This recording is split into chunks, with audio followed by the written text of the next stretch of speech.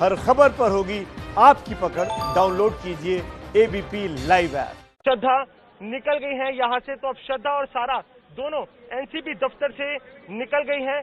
करीब 5 से 6 घंटे की दोनों से पूछताछ की दोनों टीमों ने की है। मुंबई टीम ने भी, एनसीबी की मुंबई टीम ने भी पूछताछ की है। वही दिल्ली से जो एसआईटी आई है उन्होंने भी पूछताछ की है दोनों से, क्योंकि 15 और 16 जो दोनों एफआईआर दर्ज हुई थी, दोनों में ये आरोपी थे और दोनों में ही इनसे पूछताछ करनी थी।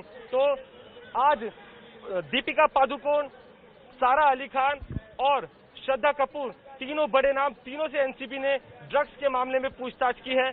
और एनसीबी दफ्तर से अब से कुछ ही पलों पहले श्रद्धा और सारा भी बाहर निकल गई हैं। जी, बड़े चेहरे आपको बता दें आज के जिनसे पूछताछ होनी थी ड्रग्स कनेक्शन केस में, तीनों से पूछताछ पूरी हो चुकी है। सबसे पहले 5.5 घंटे की पूछताछ खत्म होने के बाद अपने घर रवाना हुई दीपिका पादुकोण। उसके बाद 4.5 घंटे की पूछताछ के बाद अपने घर रवाना हुई सारा अली खान। और अब तस्वीरों में आपको दिख रही है श्रद्धा कपूर, जिनसे करीब 5.5 घंटे पूछताछ हुई। और एबीपी न्यूज पर ये एक्सक्लूसिव तस्वीर उस वक्त की जब श्रद्धा कपूर पूछताछ के बाद अपनी गाड़ी में बैठी और वहां से अपने घर के लिए रवाना हो ली। वहां पर मीडिया का जमावड़ा आप साफ तौर पर देख सकते हैं। भारी सुरक्षा इंतजामों के बीच तीनों अभिनेत्रियों से पूछताछ के बाद वो तीनों अपने अपने घर रवाना हो गई हैं। सवाल बड़ा ये है कि एनसीबी ने जो तमाम सवाल पूछे उसका सैटिस्फैक्टरी जवाब मिला या नहीं मिला। वरुण, अगर आपको मेरी आवाज मिल रही है, सबसे बड़ा सवाल तो ये है कि तमाम सवाल की लिस्ट तैयार की गई होगी, सवाल पूछे गए होंगे, लेकिन ये अभिनेत्रियां पूरी लीगल एडवाइस लेने के बाद ही एनसीबी की टीम के सामने पहुंची।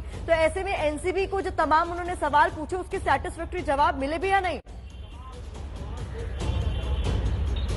देखिए, सेटिस्फैक्टरी जवाब नहीं मिले, शायद यही वजह है कि अब जो रिपोर्ट है वो आगे राकेश अस्थाना जो उनके सीनियर हैं उनसे वो डिस्कस करेंगे और आगे की प्लानिंग करेंगे कि आगे क्या किया जा सकता है। इस बात की भी संभावना है कि इनको एक बार फिर से पूछताछ के लिए बुलाएं। हालांकि अभी तक आधिकारिक तौर पर या फिर अभी सूत्रों से हमारी फोन पर किसी तरीके से बात नहीं हुई है जो इस बात की पुष्टि कर सके कि इनको दोबारा बुलाना है या नहीं बुलाना है। लेकिन क्योंकि सेटिस्फैक्टरी जवाब नहीं मिले हैं, इसलिए ये कहा जा सकता है कि जरूरत पड़ने पर इनको एक बार फिर से बुलाया जा सकता है। और यही वजह है कि आगे क्या प्लानिंग होगी, क्या स्ट्रेटेजी होगी, किस तरह के अब तक एविडेंसेस कलेक्ट हुए हैं, किसने क्या क्या स्टेटमेंट दिया है, जो व्हाट्सएप चैट है इनको और आगे कैसे बढ़ाया जा सकता है और कैसे खंगाला जा सकता है और कैसे एविडेंसेस कलेक्ट किए जा सकते हैं जिससे दोबारा से उनको काउंटर किया जा सके, जो कि सेटिस्फैक्टरी जवाब नहीं दे रहा है। सवाल यहाँ पर यह भी है वरुण की जो इलेक्ट्रॉनिक एविडेंस आधार पर इनसे पूछताछ कहा, उसमें दीपिका पादुकोण ने तो ये कह दिया कि देखिए मैंने वो चैट में मैं थी, ये मैं बात कबूल करती हूँ,